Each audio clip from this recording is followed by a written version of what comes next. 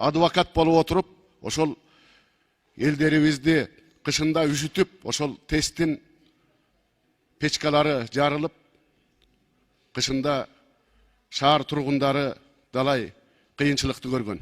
Бүгүн дагы сиздер ошондой мына төрагалык кылуучуларга сиздерге айтып коеюн. Бүгүн дагы ошол министрлер кабинетине, өкмөткө бүгүнкү күнү адвокат болуп отурасыздар. Командировкага кетиптир, бул бияка кетиптир, бул тойго кетиптир, той уюштуруп атыптыр деп.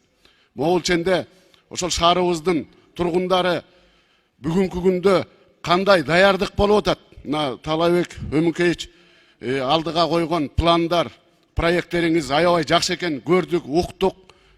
Бирок бүгүнкү кышкыга кандай дайындык, ошону сурайлы деп мына депутаттар дагы сизди токтотуп атат. Кабинет министринин төрагасы же орун басарлары бирөө келген жок. Мен айтып коеюнчу, тиги силер биздин немебизге шек келтирбеңиз, мындай сүйлөгөндө ар бир жакты карап сүйлөсөңүз, ким адвокат болуп атат? Кимди зашта кылып атабыз биз? Кайсы министрди, кайсы премьерди зашта кылып атабыз? Биз деле силерде депутатпыз, биз деле ошол келсин деп атабыз, ошо премьерлер келсин, министрлер келсин деп атабыз. Урматтуу депутаттар, эгер макул болсоңуздар, мен азыр эле сунушка коем, болбосо баарыңыздар айтып аласыңарбы сөзүңөрдү? Бирден баарыңыздарга берейин, андан кийин мен Акылбек Тогузбаевдин сунушун добушка коюп берейин. Жо, эми бу жерде чыгып турушат, ал депутаттарга да берели. Андан кийин мен Акылбек Тогузбаевдин сунушун добушка коюп берем.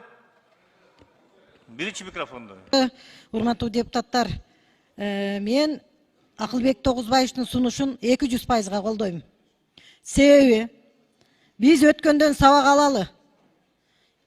Жээнбековдун президенттик кезинде дал ушундай болуп туруп, ОЗПны биз эфирден карап отурганбыз да, өтө кайдыгер болгон. Акырында эмне болду? Мына бүгүн биз бала бакчалардын, мектептердин абалы кандай, кышка даярдыгы кандай? Бул биздин тагдыр, окуучулар, балдарыбыздын тагдыры. Министрден экөө тең жок. Эмне үчүн Бишкектин мэри жок бул жерде? Эмне үчүн Оштун мэри жок? Эмне үчүн башка айыл чарба министри жок? Өзү негизи бир апта мурун бир сунуш бериш керек болчу, жана алар дагы даярданыш керек болчу бир апта. Нурбек Өмүрбекович, карасам кечетен бери, кече да сессияда мына напряженка кылып атасыңар. Бүгүн дагы депутаттар менен кайым айтышып, Акылбек Тогузбаевич Нурлан Тургунбековичтин сөзүнө каратып айтты. Нурлан Тургунбекович айтты, вице-премьерлер за границада командировкада экен деди. А силер болсо наоборот депутаттар менен талашып атасыңар. Эгерде алып бара албасаңар түшкүлө бардың. 5 вице-спикер тең. Акылбек Тогузбаевдин сунушун добушка салып койсоңуз. Түшүнгөн жокмун. Сиз кандай мамиле кылыш керек? Мындан артык кандай мамиле кылыш керек? Айткылачы. Нурбек Өмүрбекович, эми мени кайталатпаңыз. Ар бир айтканыңардын баарын айтып атабыз бу жерде. Кече көрдүм. Маселе коюп атасыңар. Мына эми төрага айтып кетти. Ошол моментте айтпайт беле анда төрагага. Жок, эми андан кийин сөз кетти да. Атканда айтпайсыңарбы? Сөз кетти да. Бул состав мындай экен. Нурлан Асанбекович дагы ар бир депутатка критикалап. Силер просто алып баруучуңар ал жерде. Эч кандай башка депутат менен айырмаңар жок. Спикериң баш болуп. Дагы бир жолу айтып атам. Мен бул жерге отурган эме кылган жокмун. Силер нормаль мындай нормаль сүйлөңүз, макулбу? Мен сизге айтып коеюн. Эмне болуп атасыңар бу жерге туруп? Кече күнү айтасыңар, мына Гүл Акбатпуловна айтып атат. Мен эмне ошону киргизип бергенге жок деп атабызбы? Эми ар бир кылып аткан нерсенин өзүнүн мындай процесси бар да, туурабы? Эме фракциянын чечими болуш керек. Чечимин келип берге добушка коюш керек. Ошо менен кирет, анан кийин жөн эле киргизип бер дей берсе кандай бул? Урматтуу кесиптештер, көңүл буруп койсоңуздар. Баарыңыздарды мен мындай сабырдуулукка чакырам. Алмаз Акынжанович, Акылбек Шөмөч каякта азыр? Акылбек Жапаров азыр каякта? Кыргызстандабы? Жанаргон чанда жооп берип койсунчу. Ооба, Алмаз Акынжанович жооп берип коюңуз. Президенттин өкүлү жооп берип койсун. Биз парламентте депутаттардын баарын бири-бири менен айтыштырып коюп, өзү жок, ал дагы кыйын киш экен. Жооп бериңиз, каякта Акылбек Шөмөч каякта азыр? Урматтуу депутаттар, биз министр кабинети бир дагы атайын жасап, атайын келбей койду дегенде сөз жок, сөз кылышпайт дагы. Биринчиден дайыма чакырганыңарда баары келишет. Акылбек Шөмөч боюнча сурап атканыңыздар боюнча мен айтып коеюн.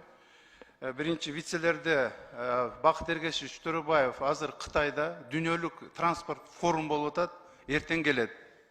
Ал эми Адыл Алешевич Евразияда, Евразиялык комиссиянын чогулушу болуп атат Москвада, ал жакта. Өзүңүздөр билесиздер, быйыл сентябрдын аягында, октябрь ичинде мамлекет башчыларынын деңгээлинде, ошондой эле өкмөт башчыларынын деңгээлинде чоң жыйындар болот.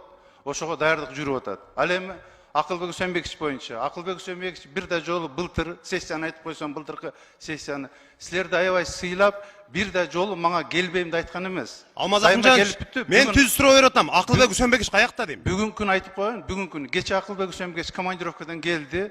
Бир аз ооруп температура болуп аткан экен. Ага карабай бүгүн жумушка чыкты эртең менен. Эртең менен жумушка чыгып, эл аралык форумда азыр ошол жерде отурат. Анан кандай чечсеңиздер ошол. Биз келбейбиз деген эме жок. Мындай указаниячы, сыйлайбыз, келебиз. Урматтуу кесиптештер, мындай кылалы анда. Урматтуу кесиптештер, Нурбек Өмүрбекович, бүтүп коеюн, мен аягына чыгып коеюн. Мен мына парламентте 8-жыл отурам. Кышка даярдыкта премьер-министр келбей койгон бир дагы учур болгон эмес. Ар бир жылы ушул жерге келип отчет берип турган. Анткени министрлер кабинети бул бир адам тарабынан дайындалат.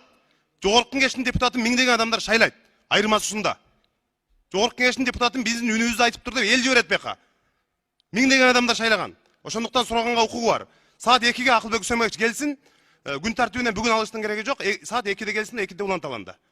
Достор, мен Карагай курулуш компаниясына кайрадан келдим. Курулуш иштеринин жүрүшү туурасында сиздерге кенен айтып берем.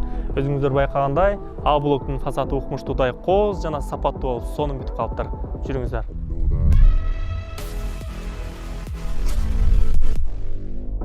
Курулуштун Б блогунда кыш коюу иштери бүтүп, жакында фасад иштери башталат. Ал эми В блогунда болсо монолит иштери толугу менен бүттү. Ал эми Г блогунда котлован казуу иштери аяктап калды. Курулуштун А блогунда ички жасалгылоо иштери башталды. Өзүңүздөр көргөндөй, азыр мындай сапаттуу эшик терезелердин бардыгы орнотулган. Азыр болсо батирелердин ички абалы менен таанышабыз. Сиздин кыялыңыздагы батирелерди компания тарабынан толугу менен жасап бүтүштү. Эми келип туруп эле өзүңүз каалагандай дизайнда жасалгалап жашап баштасаңыз болот. Мен көптөн бери Карагай курулуш компаниясы менен кызматташып келемин жана сиздерге сунуштаймын.